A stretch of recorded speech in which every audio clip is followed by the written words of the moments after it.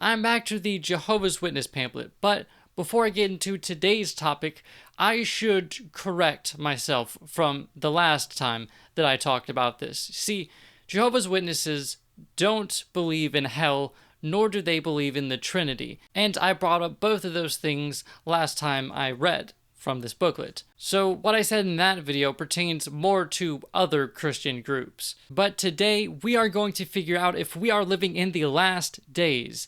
Yes, Christians have been saying for around 2,000 years that the end of the world is coming soon, but let's see if it's true now. Nation will rise against nation and kingdom against kingdom. Millions of people have been killed in wars during the past century. One British historian wrote, "The 20th century was the most murderous in recorded history. It was a century of almost unbroken war, with few and brief periods without organized armed conflict somewhere." A report from the World Watch Institute states 3 times as many people fell victim to the war in the 20th century as all the wars in the 1st century AD to 1899. More than 100 million people have died as a result of wars since 1914. Even if we know the sorrow of losing one loved one in warfare, we can only imagine the misery and pain multiplied millions of times over.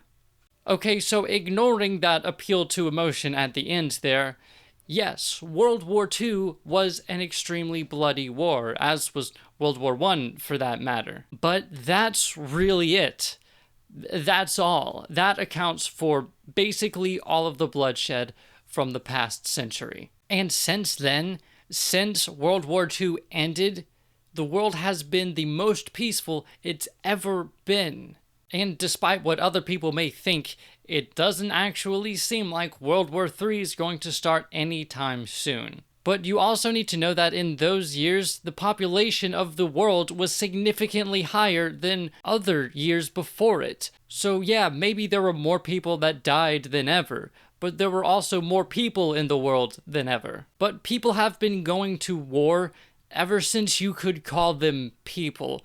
War is nothing new. War is going to keep happening. But let's keep going.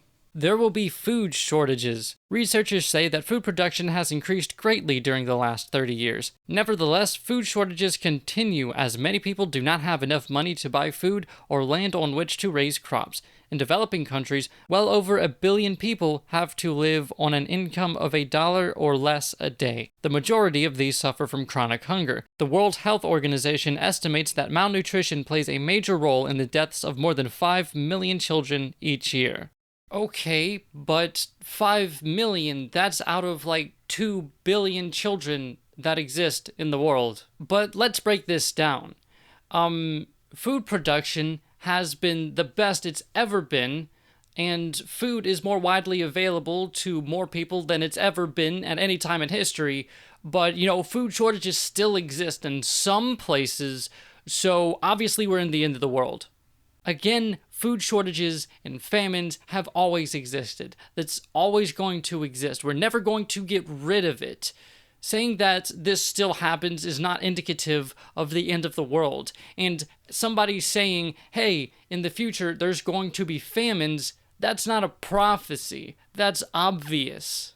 There will be great earthquakes. According to the U.S. Geological Survey, an average of 19 major earthquakes are expected per year. These are powerful enough to damage buildings and crack the ground, and on average, earthquakes strong enough to cause total destruction of buildings have occurred yearly. Available records show that earthquakes have claimed over 2 million lives since 1900.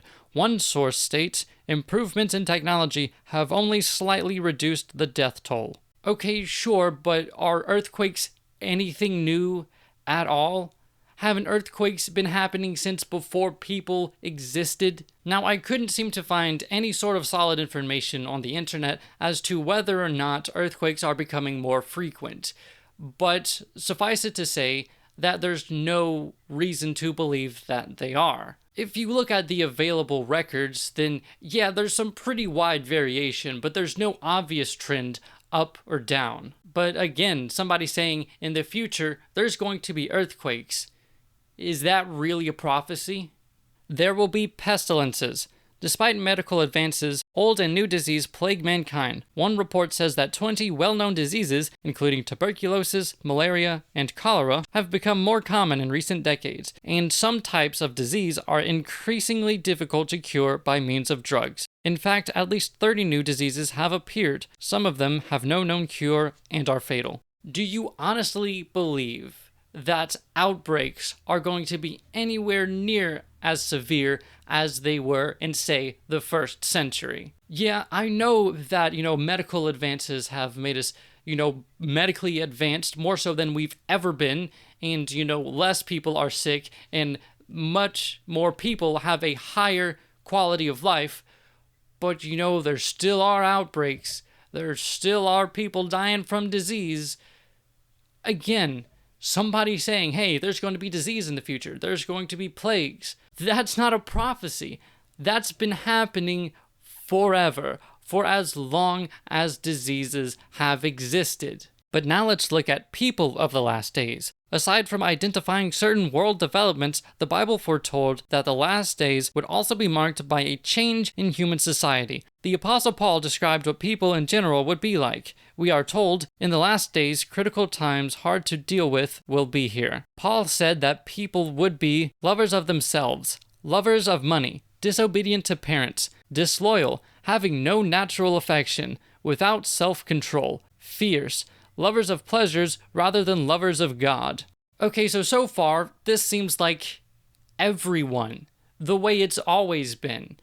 When was there a time where money existed and there weren't people who loved money? When was there a time where nobody was disobedient to their parents at all? And having no natural affection, let's be real, they're talking about, actually, looking back at it, the Greek word for natural affection used here actually refers to a family sort of affection, a family love, which, who cares? And it's not anything new. These are things that people were observing in biblical times. This is not anything new. And quite frankly, everything here aren't things that are actually bad, but there are things that are normal that your religion condemns. So of course you're going to see, oh, everything's bad because people are this way. Of course they're this way. They've always been. It's not that they're now choosing to disobey God. It's that your religion is not compatible with, nature. But the last one, having an appearance of godliness, but proving false to its power. What does that even mean? Who appears godly? Other than Kellen Quinn. But other than that, what? So, in conclusion, are we living in the last days? No, we're not. Everything that they listed there has been happening for ages. In fact, it's been happening so long that the first Christians thought that they were in the end times. Jesus himself said that the people he was talking to, his own generation, will not pass until the end of the world. And they're pretty dead, and we're still here. How long do you have to say that we are in the end times for you to realize that we're not, that these prophecies are full of it? Because I guess 2,000 years isn't enough.